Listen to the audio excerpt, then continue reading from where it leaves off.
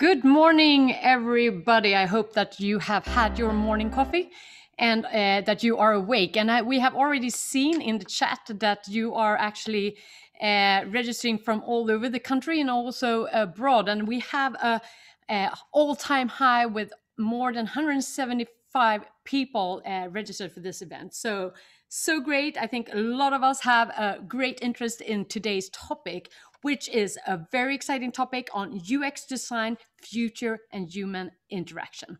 And today, together with Mobile Heights members, SOFTHOUSE and HiQ. So we are really looking forward to this, to listening more all about what this is about. And we will have this seminar between, as you have seen it in the agenda already, between 10, 11. We will finish at 11 sharp.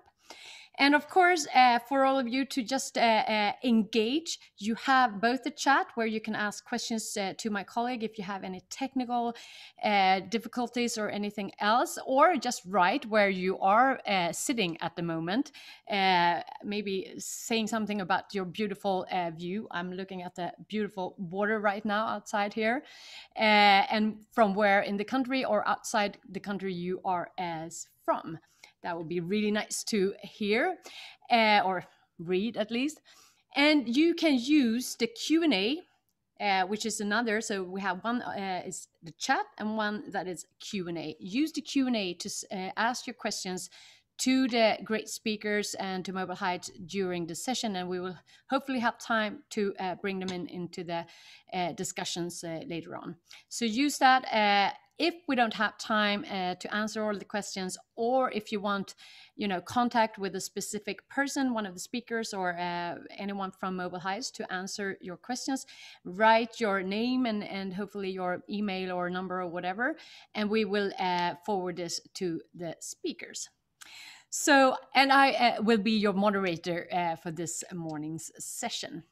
So once again, warm welcome. And actually, I want to leave the screen to the real host of today. So Ola, the screen is yours from Mobile Heights. Thank you so much, Jasmine, and good morning, everyone. I wanted to introduce you a little bit to today's topic and why did we choose to do an event, a seminar on UX design. Well, Mobile Heights, we're all about digitalization, and we talk a lot about the hard technology aspects of digitalization. But in fact, the society has now reached to a point where we have a lot of the digitalization infrastructure that we need to move forward. We have internet everywhere, we have mobile phones, all of that is more or less in place. So now it's more and more about the interaction between the human and the machine. And it's more and more about, in fact, behavior, human behavior. How can we design systems that actually work for us as humans? So I'm very much looking forward to hearing our friends from HiQ and SOFTHOUSE tell us a little bit of what is going on at the forefront of this topic. But before I hand over to them, I will just like to give you a few updates on what's happening at Mobile Heights. Mobile Heights, we are today 127 members, and we are adding members to our community all the time. These are the 5 latest members of Mobile Heights. It's CGIT, Cicada Health, Inlingo, Kind, and RPS Softwares.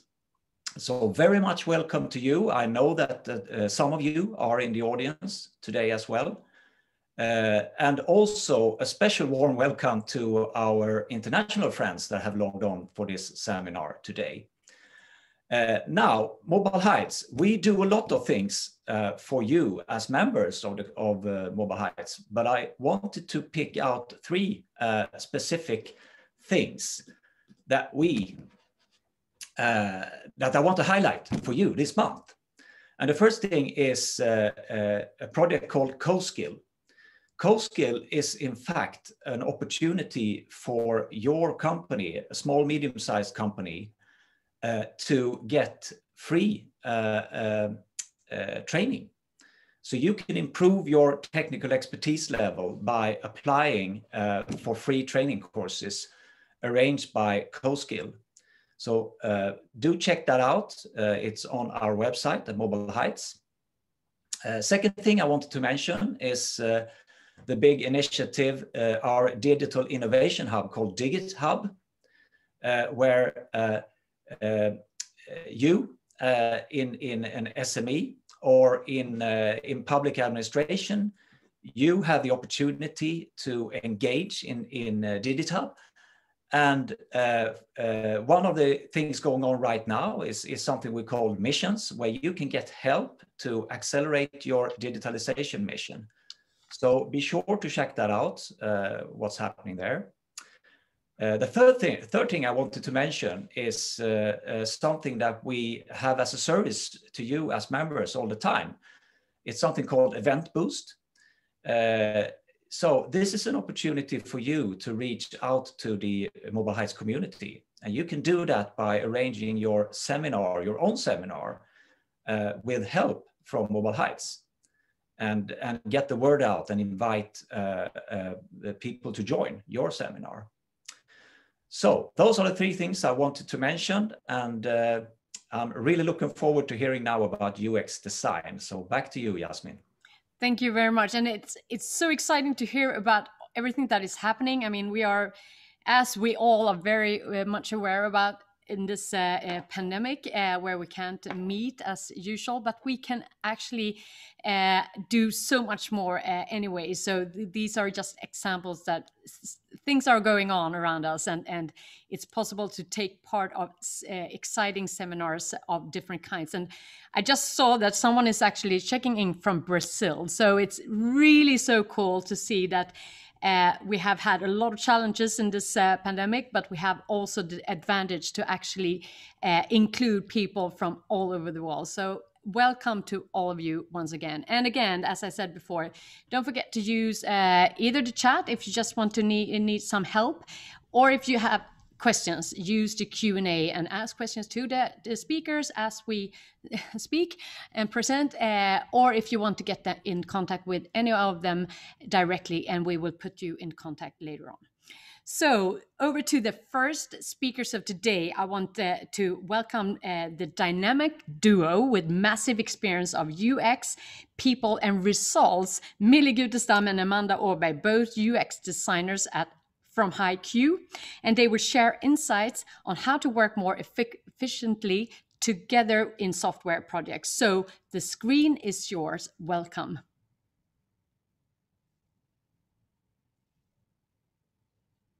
Let's see if we can get the screen sharing working as well. I think it looks good there. Yes. So yeah, perfect. See? Oh, perfect. Yeah. And there we go. Awesome. So we're here today, Millie and I, to speak about Lean UX, which is a method that we use every day in our work and that we grow really fond of. So yeah, take it away. Millie? Mm-hmm. Millie, we started to talk now. Oh, I'm sorry. I got distracted by the music. My bad. I'm sorry. I can't believe it. Your attention span is like a goldfish. Goldfish, huh? Well, Amanda, I'm actually going to take that as a compliment. Do you know why? No, tell me. Because the average attention span of a goldfish is 9 seconds. And recent studies show that the human attention span has decreased down to only 8 seconds. So that's 1 second less than a goldfish. All right. How crazy is that? So in the information society that we live in today, we get distracted so many times every day. And people like us, we're supposed to create products and services so good, they grab people's attention within those 8 seconds. Products and services that breaks through the noise of all those other distractions. An impossible task, some might say, but we're actually here today to argue that it's quite simple. And now that's a bold statement, we know that. So let's explain what we mean by that. It's actually the distinction between two questions. What could we do? And what does the user actually need?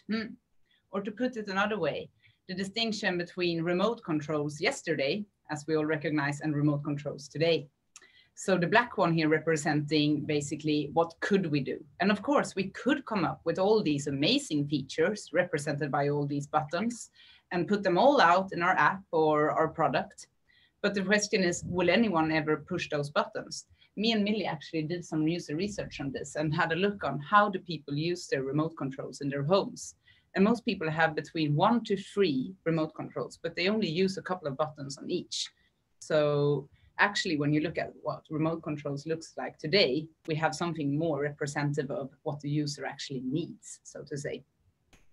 So what we want to answer together with you today is basically, can we reach better results faster by focusing on outcomes, that is the user needs and the problems that we're trying to solve, instead of outputs, which is the number of solutions that we can come up with for a problem? So to simplify this even more, it all comes down to 2 words, why and how. And in any project that you will ever encounter, you will at some point have to ask yourselves and answer these 2 questions. The first one is, why are we doing this? And how can it be done? And so we answer the first question by identifying and defining the problem we're actually trying to solve. Then we look at the users who would benefit from a solution to that problem and look at their needs and their behavior. And we answer the second question by brainstorming different solutions on how we could solve the problem. And the only way to know if we're actually doing the right thing and if we answer these 2 questions correctly is to involve the users and ask them. Exactly. But what we see in so many projects is that instead of starting with the why and having a clear problem definition, we're so eager to get started with our solutions. So we start with the how instead. And we get a bunch of creative people into a room and ask them to brainstorm solutions and come up with a cool app for our company. And what do we end up with? Well, of course, a never-ending list of amazing features that we could have in our app. The problem here, though, is that the price tag for implementing all this isn't cheap. So very soon we will run into the familiar problem of prioritizing. And that will put us into meetings, and often opinion-based meetings, because we haven't really started with the user research yet in the project. So we have different people in the meeting, different people wanting this feature or that feature, and we don't really know how to prioritize. And at that point, we might actually start applying the why to justify, well, maybe this because of that or this because of that. But when we do this the other way around, we kind of get stuck in this loop and the project takes much more time. And once we actually launch our project or product out to the real world, we don't have any energy left to see if it actually is solving the problem we set out to solve from the beginning. Because what if we found ourselves building something that nobody wanted? In that case, what did it matter if we did it on time and on budget? This is a quote by Eric Ries, entrepreneur and author of The Lean Startup. And we think this is a really great quote because it really captures the problem that we stand in front of in a lot of our projects. And I mean, let's face it, this is the blueprint of every project. You have your business goals at the top, and then you have your amazing team with developers, designers, stakeholders, business developers, and so on. And then you have your list of features that you want in your app. But what we're here to say today is, where is the user in all that? And we say, put the user in the center of each project and make sure that everything goes through there. So make sure that you have a clear problem definition and you know what problems you're solving and what user needs you're catering. So start with the why. And we want to explore here what happens if we actually start with the why. So I'm going to ask you guys a question now. Is there anyone in the audience who is not familiar with and or uses the app Swish? Then give me a shout. Silence. Silence, yeah, that's what we expected. Because I mean, everyone knows Swish, right? It's a great app. And to give a little background to this app, Sweden is moving towards becoming the first cash-free society. And that has led, the decreased usage of cash has led to a change in behavior among us. And that meant that we needed a new way to transfer money in real time, to split the restaurant bill, and so on. But I mean, who could remember a friend's bank account details by heart? I mean, I know I wouldn't. No. What the team behind Swish realized, though, was that we already have our friend and family members' phone numbers programmed into our phones. So why not use that information to create an app that transfers money in real time? And boom, Swish was born. And what made Swish such a huge success was that they started with the why. So they saw this clear problem in society, and they had a bunch of users who would benefit from a solution to that problem. So what they did was they sat down and they brainstormed on different solutions to that problem. And they created one feature that they believed would solve the problem. And you all see it here, and you all know what that feature is. It's to transfer money in real time. It's simple as that. And what they did was they involved users early on in the process and tested with real users to know if they were heading the right path. So when they launched a product with that one feature, transferring money, they already knew that they were solving a problem. And what they've continued to do is that they've kept on listening to the users and involved them in the design process. And they've added features along the way based on that user data. So they know they're actually solving problems continuously along the way. And I mean, we all know it's a great app. We think that, I think everyone does. But what's interesting here is that there's actually statistics showing this, because in 2018, Swish became a more popular payment method than cash. And that was all in less than 4 years. I think this shows really well that when your product or service is actually solving a real problem, it will end up being used. And when it's being used, we promise you that at some point during your journey, you will start making money. That's just the logic of it. So we're running to the end, towards the end of our talk. And we hope that you're not sitting there at home now thinking, okay, so one more talk about how important it is to involve the users, but we actually hope that we brought something new to the table today. And we want to end this meeting, just as we end all our meetings, with some concrete action points that we hope that you can take back with you to your organization. Number 1, start with the why. Make sure that every project you start, you have a clear problem definition, and make sure everyone in your team agrees on this, because then you know that you will be running in the same direction, and that will be so much faster and so much more fun. Number 2, swap meetings for user research.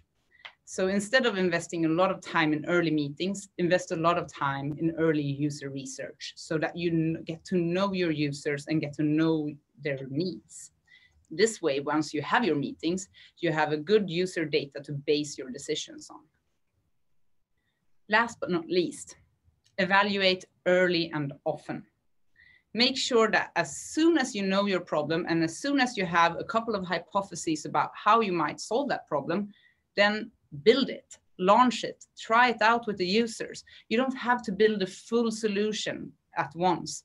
Just make sure you have that one little hypothesis. Try it out. Does it actually solve the problem? Are we on the right path? Involve your users and then build upon that small thing that you created in the beginning. Because the thing is, we know from experience that by working this way, we can reach better results and we reach them faster. And we do that by focusing on the outcomes, that is the user needs, are we solving the problem, instead of the outputs, that is the fancy features. And above all, we have so much more fun along the process because we get to know our users and we get a relationship with them. So thank you so much for listening to us today. My name is Millie. And my name is Amanda. And we are both UX designers at HiQ. And you might be sitting there at home thinking, I have this problem I quite can't solve by myself. If you have that problem, don't hesitate to contact us at solverealproblems@hiq.se, and we'd be happy to help. Yeah. So thank you for your time. Thank you. Thank you so much, Millie and Amanda. And it's really exciting to listen to this. And we are coming back a little bit more about the users. I just want to ask you, because I love this approach of trying out as you go and involving the users. How do you find the business models in this? I think a lot of people want to know a little bit more about this. I mean, you need to put a lot of time maybe, and maybe these tries are not always going the way you wanted. How can you defend that? Once more time, like the question about the business model, when you're doing all this trial and error with your users, all that time that you put on, can you find a good business models into this? Yeah, I mean, I would say that when you invest all that money and time in building one big product at a time and it fails, it costs you so much more time and money to, build that up again. Instead, if you test something and you launch it and it would fail, you haven't invested as much time and money. And then you can go back and you can iterate and you can do it again. So it's all about, like working in an agile way. It is cheaper. You might need some argumentation in the beginning, but usually you can look at other apps and other processes and see their success stories.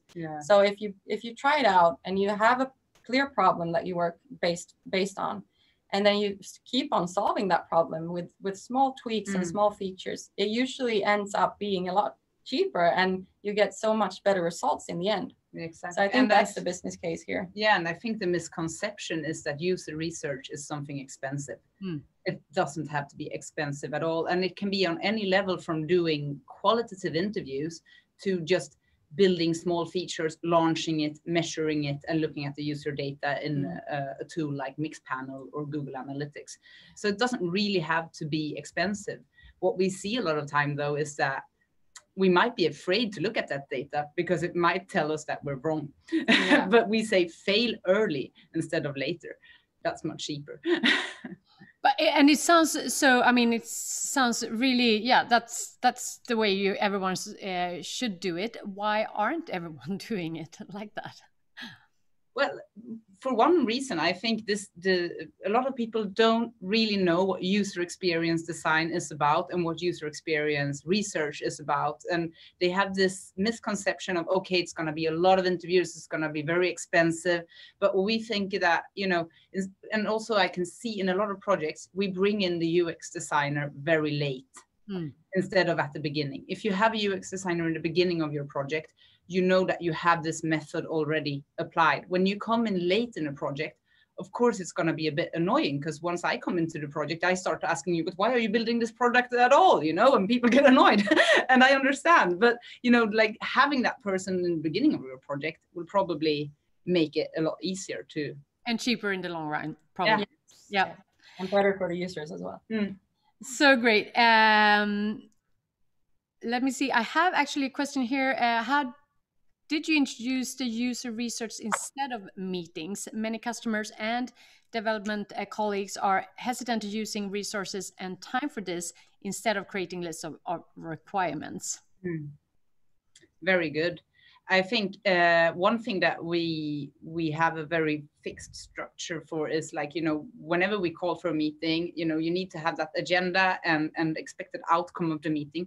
And if you can use that to argue that, we can't have this certain outcome if I don't do this user research before, but if I get some time to do this user research, maybe the meeting can actually just be half an hour. Like you use this kind of argumentation and be sure to be very keen on, like if we're going to call for a meeting with the whole team, I'm not going to sit in that meeting if I don't know what the meeting is for. I see a lot of times it's happening like, okay, we need to meet everyone and we need to sit there with everyone. It's super nice, but in that case, why don't we have a coffee instead if we just want to have a nice time? And like if we have a meeting, let's make sure we have an agenda set before, and then it will become very clear for us that we can't take these decisions if we haven't done this research. Another thing that's interesting as well is that we often work from a backlog where we define user stories for the developers to work from, and they fill them up with all these requirements. But what's interesting about that is, how is it a user story if you haven't talked to the user? You need that perspective into it. It's really hard to write the requirements if you don't know how to use it. So it's quite simple sometimes in the process to just like point at something and be like, hey, this is a user story, but you haven't talked to the user. So you can do like small tweaks in the process, I think, as well, to improve the way of working. But it's hard to change the way you work. We say it's simple, but that's why we have to start somewhere. That's the easiest way to get there. So clear agenda and actually convince your colleagues to understand this process. Pretty much. So we will come back to you because I will introduce the next speaker talking about the user. So I will come back to you and we will have a joint Q&A as well. So I see that we have an additional question, and of course you are welcome to just right ahead. and all the questions and comments or whatever you have, and I will definitely try to have time to ask all these questions. So, but the next speaker, and talking about the user and actually the importance in starting in the user end, I want to introduce Johan Carnegård, user experience designer, who love to ask the questions why. And he will talk about understanding the user to design a better tomorrow. So Johan, the screen is yours. Thank you. Just a second and I'll see if sharing works. I hope you can see my screen now. Absolutely. So, hi, my name is Johan Carnegård, and I'm a user experience designer at SOFTHOUSE. And kind of like Millie and Amanda, I'm going to talk about some of the basics of what user experience design is really about.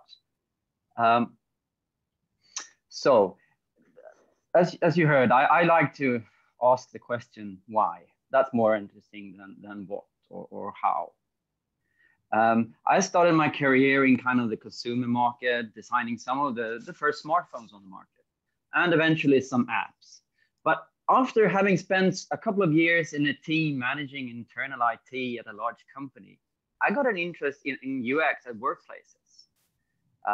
Since then, I've worked with design of systems for sales support, customer care, applications for configuring products and services in telecom networks, and applications for monitoring sea-based infrastructure. So quite advanced applications, not your typical consumer applications. And I've worked in organizations with like a complete UX team with all the roles represented. And I've worked in smaller organizations where I kind of had to be like a one-man band doing everything myself. And I must say, I mean, as designers, we live in an exciting time. I mean, designers are hired to a larger extent than ever before. UX is asked for in more projects than I've seen. And there are lots and lots of roles within UX. And that probably adds to the confusion about what UX or user experience is all about. I mean, as there is still a misconception that UX is something that you do at the end of a project. That UX design equals user interface design. In some organizations, UX is an afterthought. That's something you do at the end of the project. And sometimes I even have doubts about calling myself a UX designer for that reason. But as Millie and Amanda talked about, UX is really about defining a problem, understanding users, designing a solution, and at the end, designing the interaction between the user and the application. And this is true for everything ranging from AI systems or to a simple form on a website. And I mean, as you know, on the consumer market, people abandon products which are badly designed. And a lot of companies have learned this the hard way. But this is why I'm really interested in internal IT and kind of these support systems and UX in those places. Because there on the workplace, it's a completely different story. So my talk today will take a standpoint on that. I mean, at the workplace, users are promised systems and applications that will make them more efficient and will allow them to focus on real work rather than, well, administrative tasks. But the result is often the opposite. The users get an application which is difficult to use, ill-suited to their daily workflow.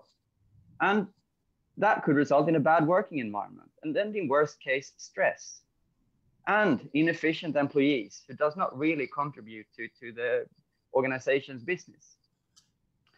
So unlike the consumer, at our workplace, we have to cope with whatever tools our employer provides us with. And the organizations today are driven by a really strong will to digitalize and to do that fast. I mean, the public sector, not the least.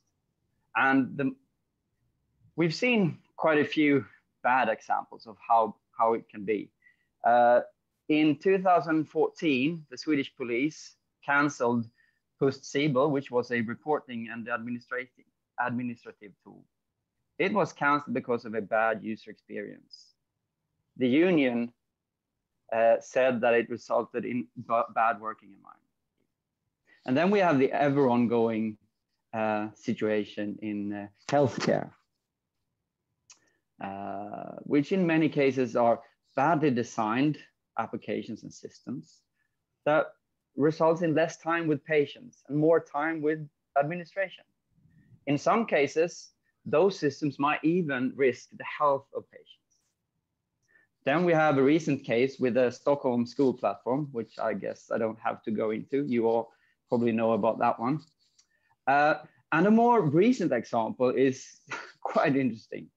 Citibank managed to transfer an amount by mistake, which actually resulted in a loss of $500 million, all due to a badly designed user interface. Probably old, but still. A newspaper called this the world's most expensive push of a button. So these are a few examples of organizations that, well, literally have spent hundreds of millions of Swedish kronors and still failing to deliver something that is easy to use and helps users to contribute to their organization's business. But what if they would have spent some of that money on creating a good user experience? Asking the question why? How would you start that?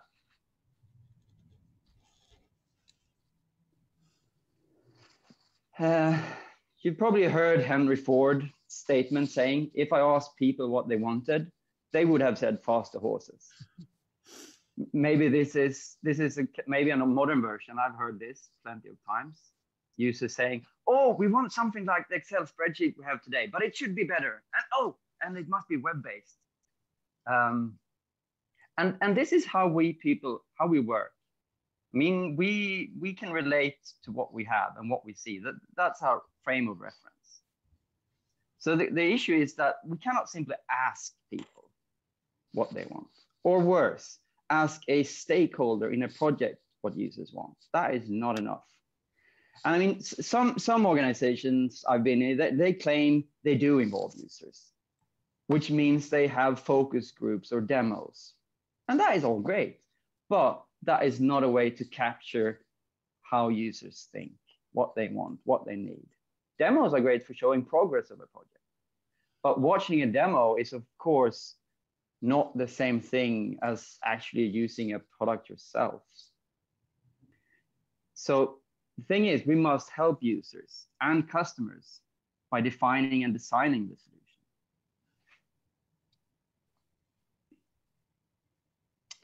And there's a lot of talk about innovation, but innovation requires knowledge. That's not something that just pops into your mind or it just happens. It requires knowledge. You need to know the domain you're working in. And we as an industry, we know the technology, we know the software, but we need to understand the people, the users, and their working environment. I mean, how does the user perform his work today? Which tasks do they have? How well does current tools work? And what drives users to do a really good job? Which pain points do they struggle with on a daily basis? Those are the kind of questions we need to ask. But how do we find out? Fortunately, that's really easy. We need to get out of our buildings. So this is a phrase from Lean Startup. You need to get out of your building, get out of your meetings, get out of your office, and step into the real world. Meet the users before you start defining solutions. So what you need to do is basically listen and observe. Because users and people in general are, as I said, bad at expressing what they want. And they are also bad at expressing what they do on a daily basis. We do a lot of things without thinking about it. And when asked, we tend to communicate that we do follow the process and we do everything by the book. So, and then also meeting and talking to users is a great opportunity to see meaning behind quantitative data, like statistics from Google Analytics. So how do you do this? I've run some studies at the call centers. And that basically meant I was sitting down next to a call center agent with pen and paper, and a headset to hear the conversation with the customer. And of course, with the mic muted, not to interrupt anything. And just listening. And that is, I must say, amazing. I mean, when I've done this, that was to see how I could support the call center agent in his or her work. And it's amazing to watch them. They typically use a range of applications and systems. And the agents I've watched, they sincerely want to help customers, but the tools they have at their disposal are in many times, I mean, difficult and really time consuming to use. I mean, I've seen applications that take about a year to master. And if a call center is have a lot of young people employed, you can imagine what happens once they've mastered that application. And you find, I mean, if you do a user study and you don't find anything unexpected, then you're doing it wrong. I mean, I've seen in one case, I was studying sales personnel at a telecom store, and they actually invited the customer behind the counter, showing them a screen which was not intended for customers, to show the customer what kind of subscriptions and products and services they currently had. This was not mentioned in any interviews or anything. This was me noticing when I was standing in the store, a bit awkward, watching people moving around the store and watching and listening to how the sales personnel acted. That's the kind of thing you will discover. At the call center, I discovered that one agent had a spreadsheet for quickly calculating prices of products. That was kind of this homemade Excel spreadsheet. I think that points at an important need, which wasn't covered. So again, innovation is about really understanding the users. What makes them tick? How do they work? And delivering the right solution to the right problem. So I would really like to kill the myth of this kind of superhero ninja UX designer that comes in late into a project. They can only patch the user experience at that point. They cannot create a user experience from ground up.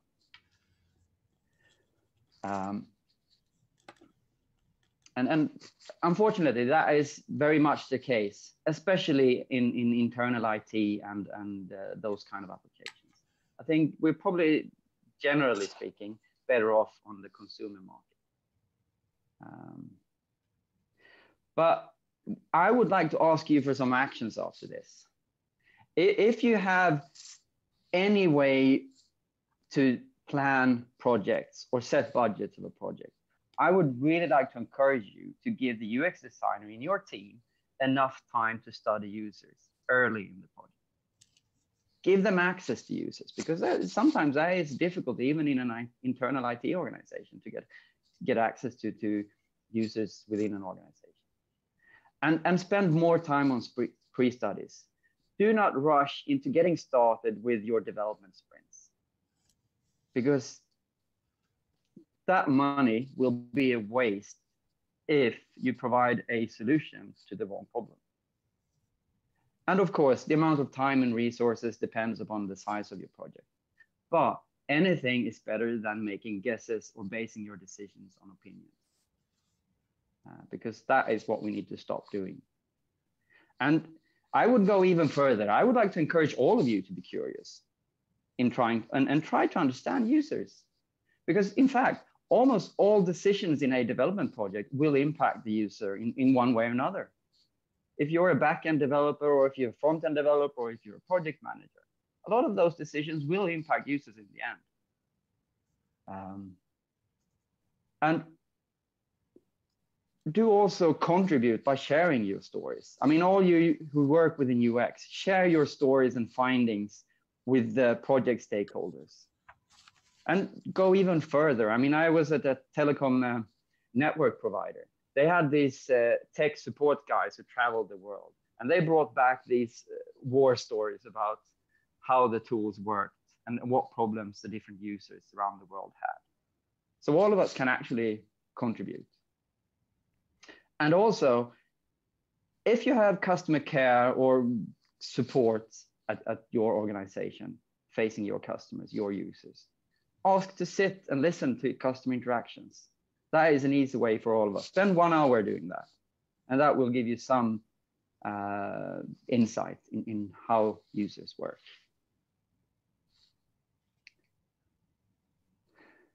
And to summarize, I would like to remind you that we are designing for people. And I think Kim Goodwin, a well-known UX designer, puts it really well. It isn't about being design-centric. It's really about being human-centric. Have some empathy for the users. In this case, it's about their work environment, what they have to struggle with on a daily basis. And in the end, how well the tools the users have will impact the success of your business. A happy and sufficient user will, of course, make a difference to your business. And as a final point, I would like to ask you to do not deliver big bang. Some of those failures I mentioned in the beginning were really big bang releases. Instead, it's better to aim at frequent, smaller releases with solutions that have been tested with users. And then once things are out in the wild, continue to listen and observe when this shiny new solution is available. Learn from experience, listen to your users. And then as you move along, you release improvements and additional features. I was a part of a big project quite a few years ago, where they were going to support replace large systems and IT tools in one big bang. And this project was referred to as swapping the engine of an airplane mid-flight. Well, maybe you shouldn't do that, at least not with me as a passenger or as a user. Yeah, thank you. Thank you so much, Johan. I wouldn't like to be on that plane either. So, so please tell everyone that don't do that, please. But thank you. So interesting. And again, you have put the finger on how important it is to listen to the users and actually understanding them. What would you say is the biggest challenges? Because you said that maybe it's not always the obvious why that has to be asked. You have to be a little bit, tricky about what questions you ask to really understand. Do you have one thing that to bring with you to know which question you have to ask? I think you have to be curious. You have to ask the question why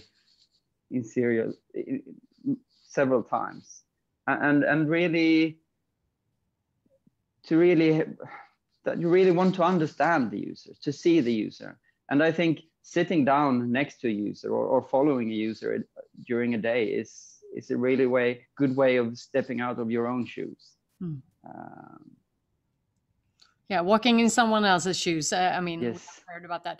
And would you say, soon I'm going to bring in the HiQ team, but when you said that you started out with these huge projects or the big releases, and then they realized, oh, it didn't work because the user are not, why? Again, I want to hear from you. Why are we doing that still? Because it's still happening, right?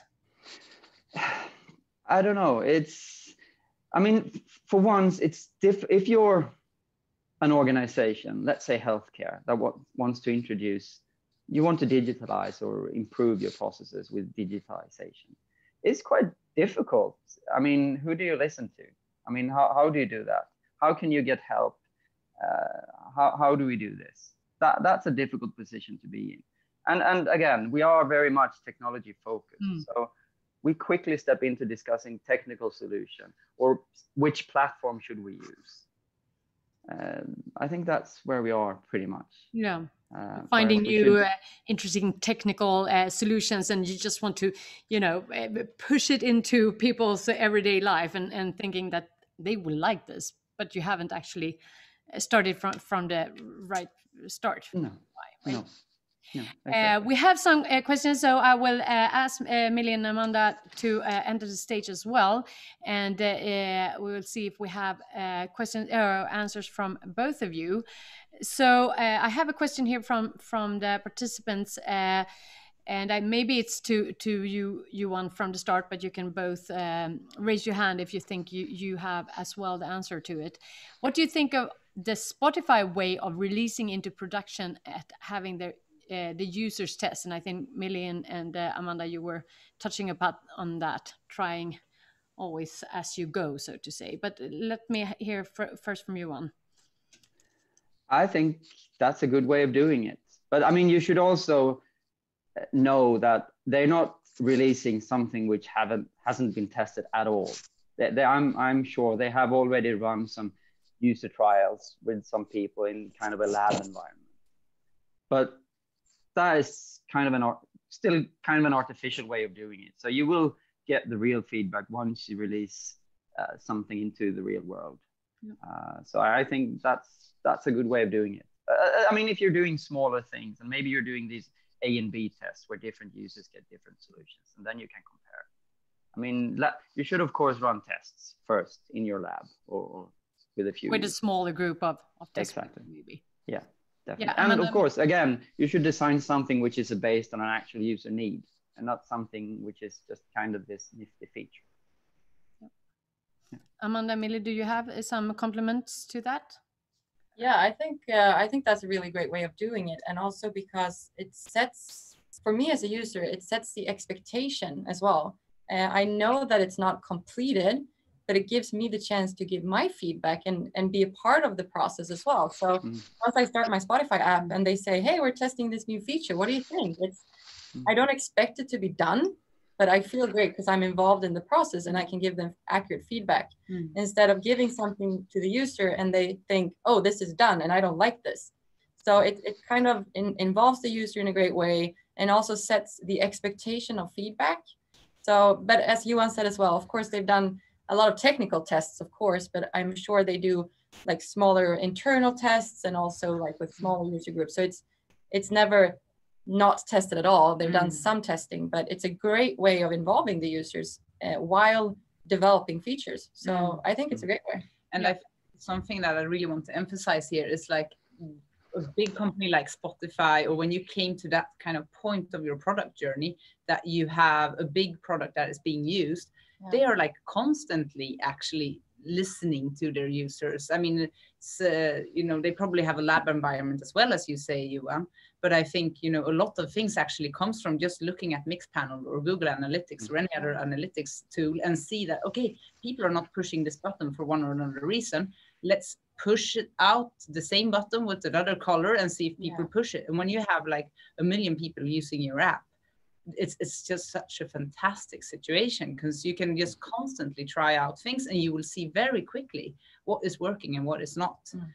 It's a great mix of qualitative feedback and quantitative data, as well.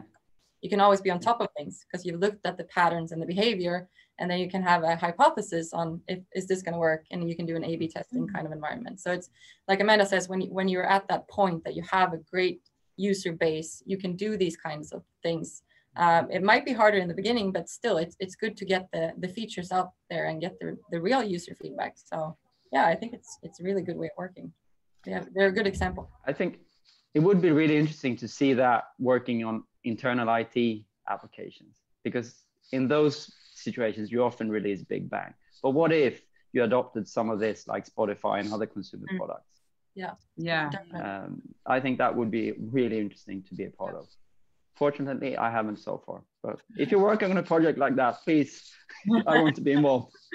It is really interesting. I mean, it's so when you talk about this, it sounds so obvious. It sounds like, why aren't everyone doing this? I mean, whether it's to do the really good app or but looking at the behavior and sitting with and walking in someone else's shoes, that's the best way, to understand what the customer or what the user need. And it sounds so obvious. So it's just, I mean, please listen to these guys and and start using them more internally or externally, whatever. I have a question here from Lars. Developing an app that includes guidelines, processes for the end user to actually follow. How do you design that? Still using end users themselves? Question mark. Isn't there any basics? Who wants to answer that? I mean, as I think, there's a lot of like UI standards. And I mean, when we start a project, and I think that goes for any UX designer, like you come with your education and with all of your experience. And it's not that we invent the wheel every time. I mean, if I have to come up with an e-commerce app, I don't need to maybe go and do user research. The first thing I do, I might come up with some prototypes and then trying out different designs rather on the user. And obviously you start from standing on the top of the shoulders of where you were before. So absolutely, there is a lot of standards to start with. I think as soon as you get a UX designer into your team, they will take care of that as well. Johan, do you have any compliments to that? No, I agree. I mean, it's not like we start with a blank piece of paper every time. Of course not. As a designer, you have a history and experience from other projects and probably similar projects. Yeah. You bring that to the table, obviously.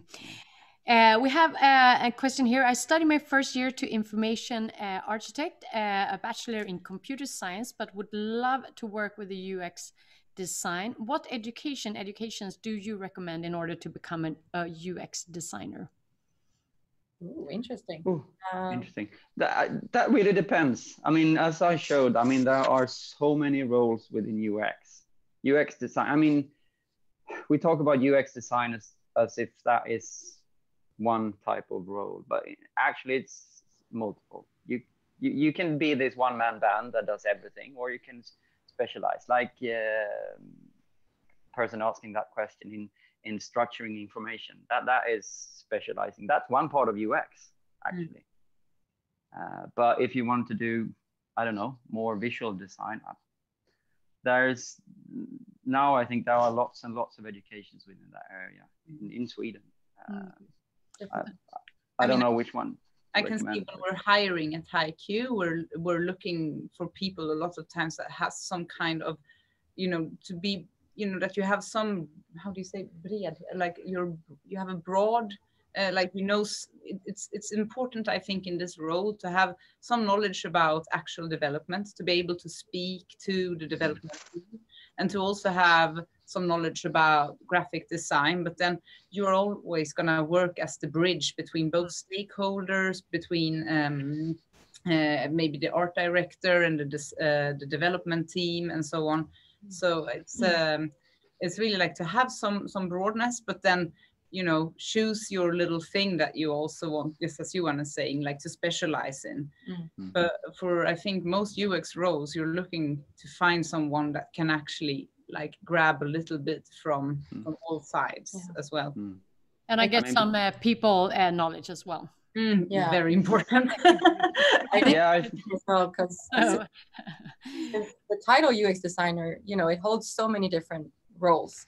And I think the best way to actually know what to maybe, like do further studies, it's to just get into the business, like if you have an information architect background, just get out there and start working, and you will like work with us and see like, oh, okay, I think I like the user research part, or I'm more leaning towards the design part. And that's a great way to know, like actually learning from people doing all these different roles.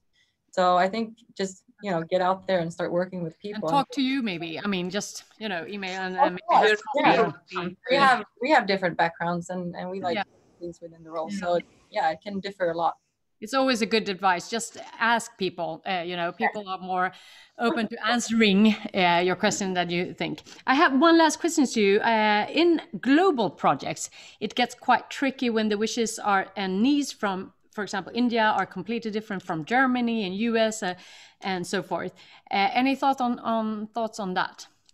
I'm actually right now working in an international project where we are launching a product in Spain, which we will later be launching in the rest of Europe. And this is, of course, not as big culture differences as you would have if you're overseas or, in Asia. But our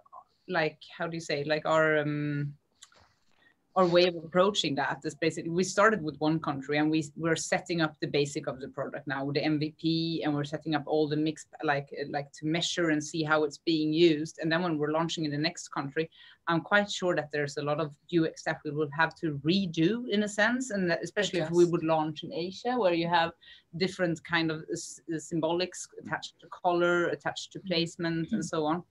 But as again, start small, build from there, and make sure you're measuring from the beginning. You know, have that kind of structure in place. Yeah, I've also worked with a client or an app that was being used in China, and it's so different, the way they read, the way they use technology. And I think the most important part is to understand that not every user is the same.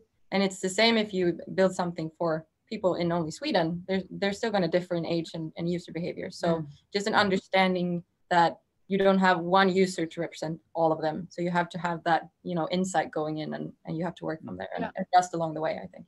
We're still people and everyone is different, right? So exactly, actually understanding that is a good start, whether it's in a bigger perspective. I mean, and that also leads to the question, in some cases we have to prioritize. Maybe we cannot please all the users. Maybe we have to pick a few user groups that we will please to 100%. Yeah. Because that's a general misconception as well, that we can ship one thing that will make everyone really, really happy. But at least that is a decision you take and you are aware of it, and it just not just randomly done because you didn't really understand how people work. But you need to, you know, put on have limits for things, obviously. Exactly. Yes.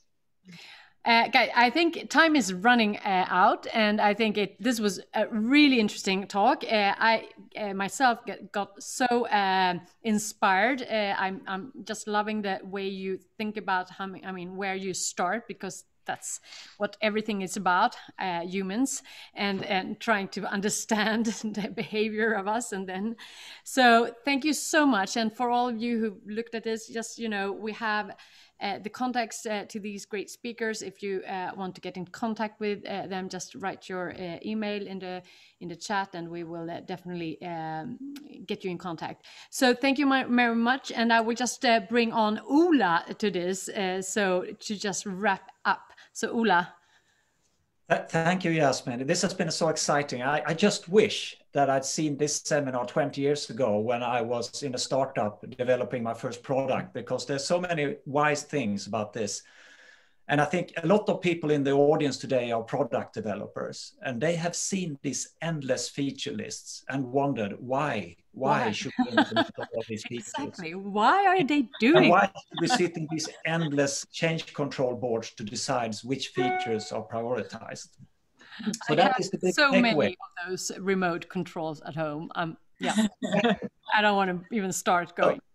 So put the user at the center, involve them all the time, but don't listen to them too much. Don't try to give them everything they want. That is also one takeaway from me.